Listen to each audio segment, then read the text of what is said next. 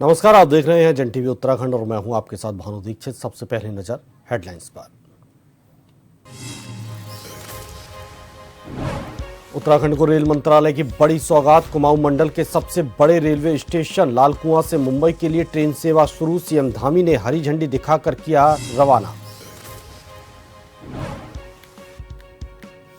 प्रदेश के पशुपालकों के लिए अच्छी खबर। 53,000 किसानों को मिलेगा 12 करोड़ का बकाया भुगतान। कैबिनेट मंत्री सौरभ बंगुड़ा ने की घोषणा।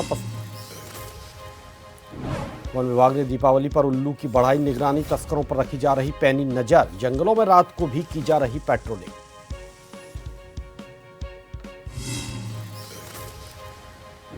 रामनगर में जल का संकट। कई कॉलोनियों में 8 दिनों से पानी की समस्या। दूषित पानी पीने को मजबूर।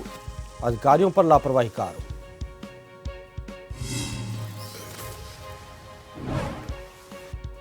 उत्तराखंड में चोटियों पर हिमपात। मैदानी इलाकों में बढ़ी ठंड। मौसम शुष्क। कुमाऊं और गढ़वाल मंडल के कई जिलों में बारिश संभव।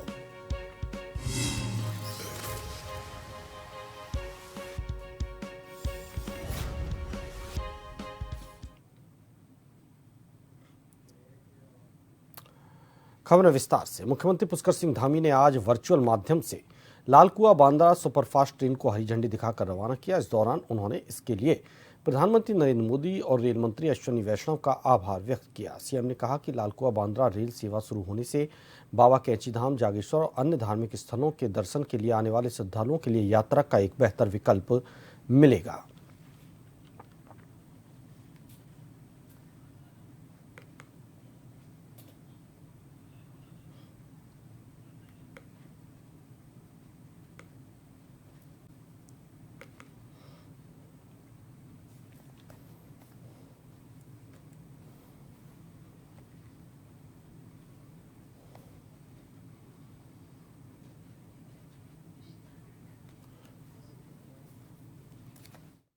नीम करोड़ी बाबा के आशीर्वाद से आज लालकुआं से बांद्रा ट्रेन का संचालन का जो स्वप्न था, हम लोगों की बहुत लंबे समय से जो मांग थी, वो मांग पूरी हुई है। इस अवसर पर मैं आप सभी को बहुत बधाई देता हूँ, बहुत शुभकामनाएं देता हूँ।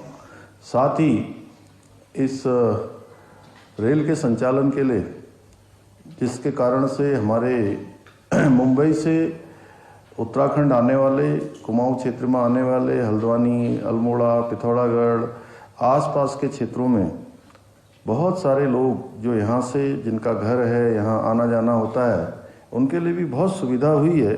मैं इसके लिए आदरणीय प्रधानमंत्री जी का और आदरणीय रेल मंत्री जी का दिल से आभार प्रकट करता हूँ। भाइयों बहनों, इस रेल के संचालन से लालकुआं बांद्रा एक्सप्रेस के रामपुर, मुरादाबाद, गाजियाबाद, हजरत निजामुद्दीन, मथुरा, सवाई माधोपुर, कोटा, बड़ोदरा, सूरत आदि रेलवे स्टेशनों से जुड़े लोगों को यात्रा करने का आसानी से विकल्प भी मिलेगा और उनका समय भी बचेगा। भारतीय रेलवे लंबी दूरी की कनेक्टिविटी को बेहतर बनाने के लिए नई ट्रेनें संचालित कर रहा है। इसी क्रम में कुमाऊं में पर्यटन को बढ़ावा देने के उद्देश्य से लालकुआं से बांद्रा टर्मिनस तक साप्ताहिक सुपरफास्ट ट्रेन का मुख्यमंत्री पुष्कर सिंह धामी ने वीडियो कॉन्फ्रेंसिंग के माध्यम से हरी झंडी दिखाकर रवाना किया। ट्रेन के उद्घाटन के दौरान लालकुआं रेलवे स्टेशन पर एक भव्य कार्यक्रम किया गया। इस दौरान सांसद अजय भट्टे और विधायक मोहन सिंह बिष्ट समेत रेलवे अधिकारी मौजूद रहे।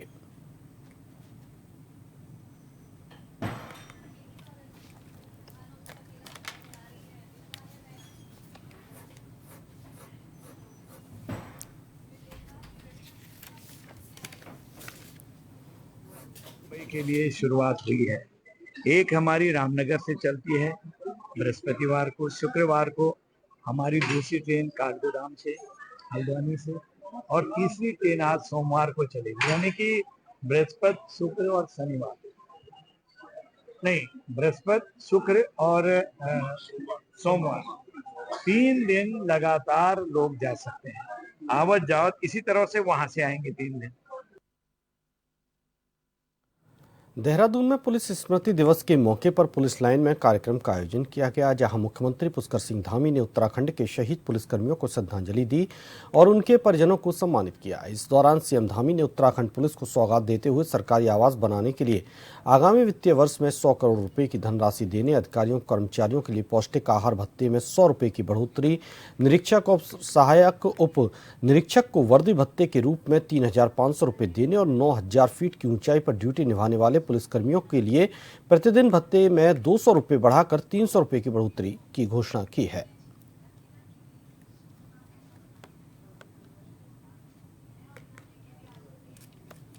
देखिए, हमारे पुलिस के जवान बहुत ही विषम परिस्थितियों में काम करते हैं, इसलिए निश्चित रूप से उनके आवास की व्यवस्था अच्छी होनी चाहिए। इसलिए मैंने इस वर्ष के इस वित्तीय वर्ष में 100 करोड़ रुपए की धनराशि का प्रावधान किया है, जिससे कि उनके आवासों का निर्माण हो सके, अच्छे आवास उनको मिल सके। इसके साथ ही पौष्टिक आहार के लिए भी जो अभी तक मिलता था उसमें 100 रुपये की वृद्धि करने का भी, क्योंकि काफ़ी कठिन परिस्थितियों में काम होता है तो अच्छा पौष्टिक आहार भी उनको मिलना चाहिए। और साथ ही 3500 रुपये की जो निरीक्षकों की और कार्यरत सहायक उप निरीक्षकों की वर्दी भत्ता भी जो है हमने बढ़ाने का प्रावधान आगे के समय के लिए किया है। और 9,000 फीट से ऊंचाई पर जो लोग काम करते हैं उनका भी 200 रुपये जो प्रतिदिन का उच्च तुंगता भत्ता होता था उसको 300 रुपये करने का लिया है। राज्य का गठन हुए भी लगभग 24 वर्ष हो गए हैं और इन 24 वर्षों में हमारे 70 से भी अधिक साथियों ने अपने प्राणों की आहुति दी है। और आज पहली बार आप मेरे पीछे देख रहे हैं, हमने एक गैलरी के रूप में उनको भी अपने श्रद्धा सुमन अर्पित किए हैं। तो आज का दिन सबसे पहले तो मेरे सभी वर्दीधारी साथियों के बलिदान, उनके साहस और उनकी सेवा को नमन करने का दिन है।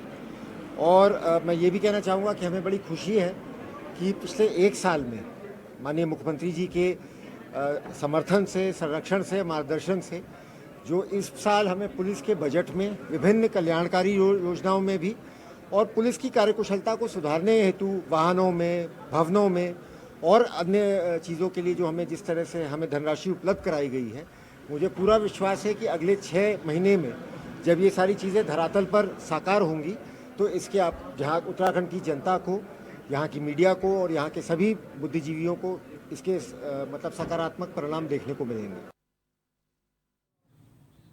कांग्रेस ने नैनीताल पंत पार्क पर बीजेपी सरकार के खिलाफ जन आक्रोश रैली निकाली, जिसमें वर्तमान विधायक, पूर्व विधायक शामिल रहे। नेता प्रतिपक्ष यशपाल आर्य के नेतृत्व में इस रैली का आगाज किया गया, जिसमें कांग्रेस प्रदेश अध्यक्ष करण माहरा की उपस्थिति रही। यशपाल आर्य ने कहा कि बीजेपी सरकार बेटी पढ़ाओ बेटी बचाओ कार्यक्रम पूर्ण रूप से उनका असफल रहा है। उन्होंने कहा कि अंकिता भंडारी से लेकर तमाम महिलाओं के साथ बलात्कार, मारपीट, अपहरण जैसे मामले उनकी सरकार में रहे हैं। उन्होंने कहा बेरोजगारी चरम सीमा पर है, महंगाई चरम सीमा ले रही है।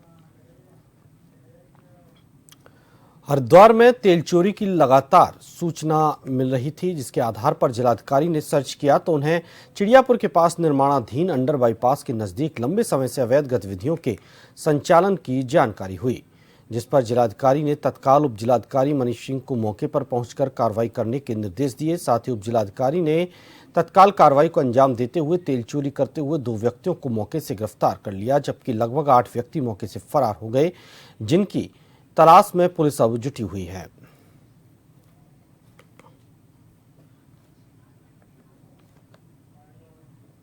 देखिए, किसी गोपनीय व्यक्ति के द्वारा जिलाधिकारी महोदय को सूचना दी गई कि ये लगातार पिछले कई वर्षों से, कई महीनों से यहाँ पे जो टैंकर आते हैं बीपीसीएल के या अन्य के, उनमें तेल चोरी किया जाता है। और उस क्रम में जिलाधिकारी महोदय के द्वारा मुझे निर्देशित किया गया और जब मैंने देखा कि हम देखिए 2 वाहन खड़े हैं UP 12BT3760 और दूसरा वाहन है UK 07CP 2274 कि 2 टैंकर जो है रंगे हाथों चोरी करते हुए पकड़े गए हैं। मौके पर जिला पूर्ति अधिकारी को भी बुलाया गया है, जिलाधिकारी महोदय को, पुलिस अधीक्षक महोदय को, वरिष्ठ पुलिस अधीक्षक महोदय को सूचना दी गई है। अब फर्दर जो भी कार्रवाई है पूर्ति विभाग के द्वारा की जा रही है। बागेश्वर जनपद के कांडा तहसील के अंतिम छोर पर स्थित औलानी गांव में कुछ दिन पहले गुलदार ने 2 साल की मासूम बच्ची को अपनाने वाला बना लिया था। उसको पकड़ने के लिए वन विभाग ने गांव में ट्रैप कैमरे, पिंजरे और force tranquilised gun expert rescue team की तैनाती की थी। इस रेस्क्यू टीम को मोर्चाबंदी कर मात्र 1 घंटे में गुलदार को ट्रैंकुलाइज कर पिंजरे में कैद कर लिया। साथ ही ग्रामीणों से कहा कि सभी धैर्य रखें।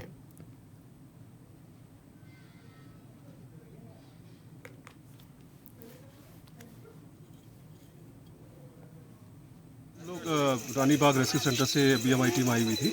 आज हमें सूचना मिली कि एक गुलदार ने औलानी के नज़दीक एक बैल को शिकार किया है, तो हमें वो क्लू मिला, तो उसके क्लू मिलने के उपरांत ही हम लोग तुरंत वहाँ पर गए और हमने उस बेट का सहारा लेके औलानी के समीप एक नरगोली गांव है, मात्र 1 किलोमीटर की रेंज के अंदर, तो वहाँ पर हमने इसको सुरक्षित ट्रैंकुलाइज कराया।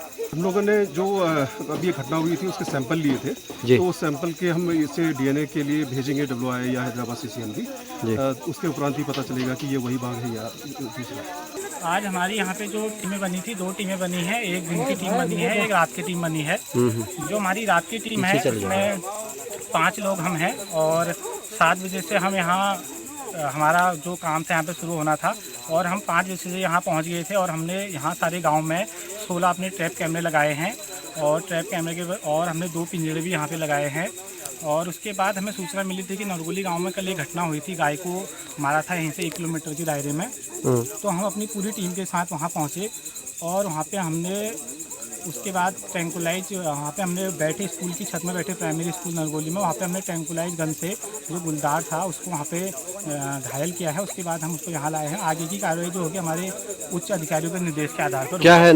ये बाघ पकड़ा गया है, ये वाला वो वाला जो बच्चे को पकड़ के ले गया वो वाला बाघ नहीं है। हम यहाँ खतरा, अभी बाघ पकड़ा गया है तो खतरा कम नहीं हुआ है, खतरा टला नहीं है। जो बच्चे को पकड़ के ले गया वो बाघ अलग है, लेकिन हम लोगों ने घास का डर का माहौल बना रहा है। हम लोगों ने घास काटना छोड़ दिया, हमारे बच्चे स्कूल जाना बंद हो गया। और दूसरा बाघ भी अभी कैमरा भी लगा रहना चाहिए और पिंजरा भी नहीं जाना चाहिए। आगे बढ़ते हैं। रुड़की नगर निगम में टेंडरों के निस्तारीकरण को लेकर नगर निगम के पार्षदों ने जमकर हंगामा काटा। कहा कि नगर निगम के अधिकारियों की मनमर्जी के चलते निगम के लाखों रुपयों के टेंडर को अपने चहेतों को दिए जाने का आरोप लगा और बार बार टेंडरों को निरस्त करने को लेकर घेरे में लेते हुए धरना देने की बात कही। तो वहीं MNA जितेंद्र कुमार ने कहा कि नगर निगम द्वारा निरस्त किए गए टेंडरों को लेकर पार्षदों को कुछ गलतफहमी हो गई थी, जिसको लेकर उन्हें समझा दिया गया है।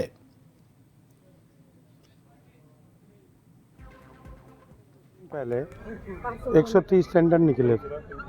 हमारे नगर निगम में 100 ठेकेदार हैं, 82 ठेकेदार ने पार्टिसिपेट किया और वो टेंडर हुए और वो टेंडर खोले भी गए नियमों के अनुसार। खोलने के बाद उसमें 3 आदमियों ने पार्टिसिपेट नहीं किया, जो इनके अधिकारियों के चहेते हैं, उन्हें काम नहीं मिले।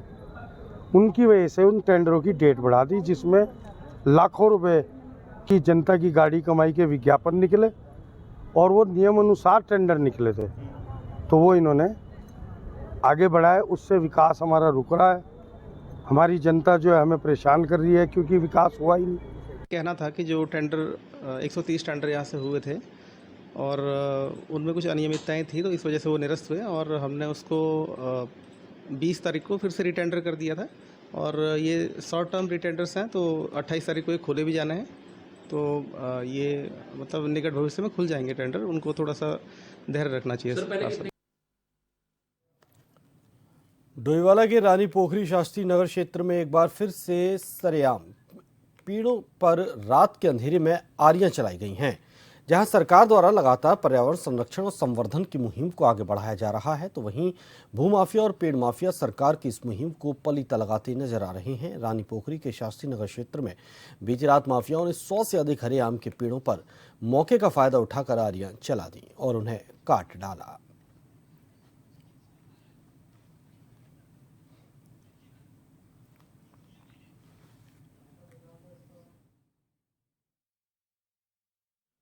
देश भर में जिस तरह से पर्यावरण संरक्षण व संवर्धन की मुहिम को लगातार आगे बढ़ाया गया और देश के प्रधानमंत्री नरेंद्र मोदी के आह्वान पर पूरे देश भर में एक पेड़ नाम माँ के नाम कार्यक्रम पूरे जोरों शोरों से चला।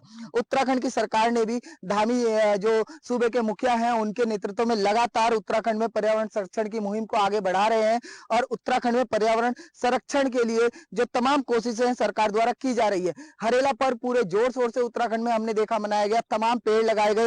एक पेड़ माँ के नाम कार्यक्रम में भी चाहे वो मंत्री हो, विधायक हो, भाजपा नेता हो या आम जनता हो, सबने बढ़ चढ़कर हिस्सा लिया। पर दूसरी तरफ हम देख रहे हैं कि पेड़ माफिया जो है या भू माफिया जो है वो सरकार की इस मुहिम को पलीता लगाते नजर आ रहे हैं और प्रशासन इन सबके सामने मौन साबित हो रहा है। आप मेरे पीछे देख सकते हैं, ये देखिए आम का हरा पेड़ है, इसे रात के अंधेरे में काटा गया है और तमाम इस तरह के इस बगीचे में लगभग 100 से अधिक पेड़ों को जो है काटा गया है। भू माफिया आखिर किसके संरक्षण में इन पेड़ों को काट रहे हैं और पेड़ माफिया किसके संरक्षण में इन पेड़ों को काट रहे हैं? हरे भरे आम के पेड़ों का इस तरह से लगातार दोहन, डोईवाला क्षेत्र में हरे भरे पेड़ों का दोहन जो है लगातार हो रहा है। चाहे डोईवाला के रानी पोखरी क्षेत्र की बात करें, थानो क्षेत्र में, मिस्सर वाला क्षेत्र में, तमाम जगह ऐसी हैं जहां लगातार पेड़ कट रहे हैं और प्रशासन इन पर कार्रवाई करने में मौन और नाकाम साबित होता नजर आ रहा है। अब देखने वाली बात यह होगी कि इन 100 से अधिक पेड़ों पर जो रात के अंधेरे में इन्हें काटा गया है, इन पर प्रशासन क्या कार्रवाई करता है और कब इनकी धरपकड़ होती है। जन टीवी के लिए डोईवाला से आशीष यादव। उत्तराखंड के दूध पालकों के लिए दीपावली से पहले एक अच्छी खबर है। सरकार करीब 53,000 किसानों के करीब 12.5 करोड़ के बकाया का भुगतान दीपावली से पहले करेगी। कैबिनेट मंत्री सौरभ बहुगुणा ने सचिवालय स्थित मीडिया सेंटर में प्रेस कॉन्फ्रेंस के माध्यम से ये घोषणा की। मीडिया से मुखातिब होते हुए उन्होंने सरकार की महत्वपूर्ण उपलब्धियों को गिनाते हुए कहा कि हमारे उत्तराखंड के दूध उत्पादकों को दीपावली से पहले सरकार उनके सारे बकायों का भुगतान करेगी। हम उत्तराखंड के जितने भी दुग्ध पालक हैं उनको सौगात देना चाह रहे थे दिवाली से पहले।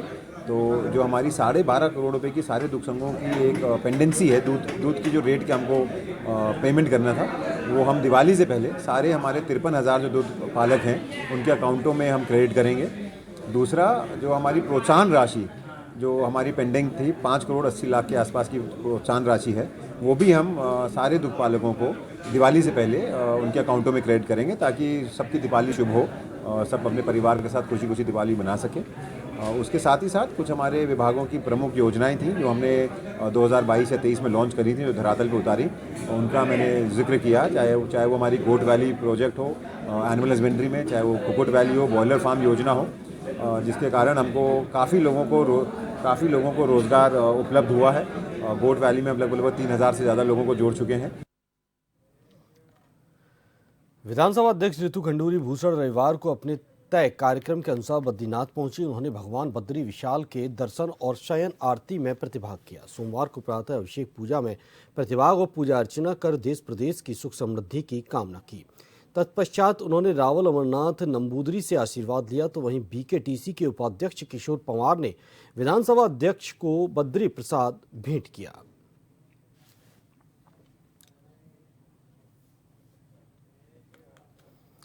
हरिद्वार के भगवानपुर में खेलपुर गांव के पास आम के बाग में एक युवक का शव पेड़ पर झूलता मिला। मृतक की शिनाख्त मोहितपुर गांव निवासी के रूप में हुई है, जो पिछले काफी समय से अपनी मां के साथ भगवानपुर में रह रहा था।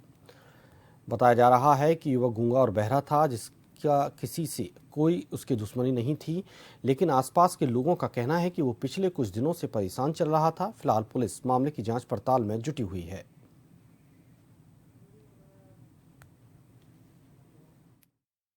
ये जो खेलपुर के आगे भाग है ना, फैक्ट्री से पहले ही, ईदगाह से पहले ही, यहाँ पर जो ये लड़का मृतक था, तो मेरे को भी यहाँ से फोन गया कि आपके गांव का एक लड़का है और यहाँ मृत अवस्था में पाया गया, पेड़ पर लटका हुआ।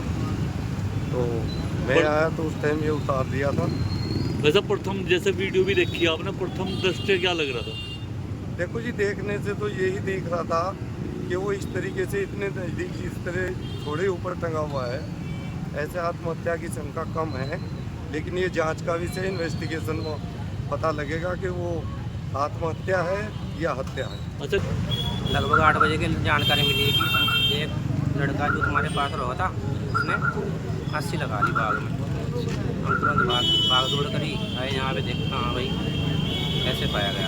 तो प्रथम दृष्टया क्या लग रहा था, अनुमान क्या लग रहा था इसका?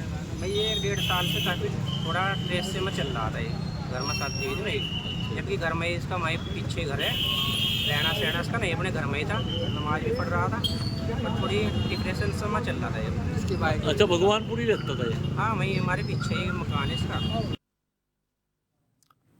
रामनगर के पूछड़ी ग्राम और उससे लगे इलाके फौजी कॉलोनी, शक्ति नगर, रहमत नगर और शर्मा कॉलोनी में पिछले 8 दिन से पानी की समस्या बनी हुई है। यहाँ रहने वाले लोग पानी की समस्या से जूझ रहे हैं। ग्रामीणों का आरोप है कि विभाग के अधिकारियों को अवगत कराने के बाद भी अभी तक समस्या का समाधान नहीं हो पाया।